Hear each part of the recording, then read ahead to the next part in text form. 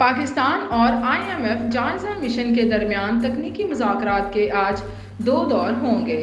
ذرائع کے مطابق فیڈرل بورڈ آف ریونیو نے رواں مالی سال کے لیے ٹیکس وصولی پلان IMF سے شیئر کر دیا اور پلان کا جائزہ لینے کے بعد IMF مزید اقدامات تجویز کرے گا۔ ذرائع کے مطابق IMF نے ریٹیلرز، زرعی انکم ٹیکس اور ریئل اسٹیٹ سے ٹیکس لینے کا مطالبہ کیا ہے اور ٹیکس وصولی میں شارٹ فال کی صورت میں فوری طور پر نئے اقدامات پر اتفاق کیا ہے۔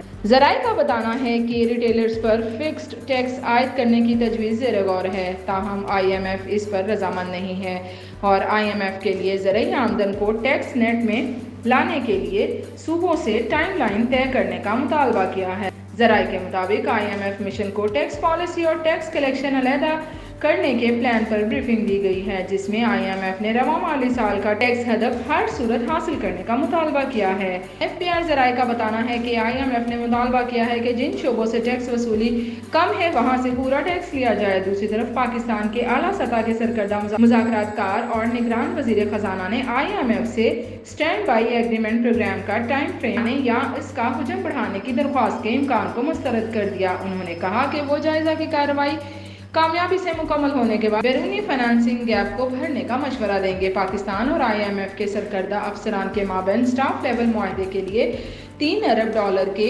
SBA پروگرام کے تحت اسٹاف لیول مذاکرات 2 نومبر سے جاری ہیں اور اس حوالے سے بات چیت 15 نومبر تک مکمل ہوگی۔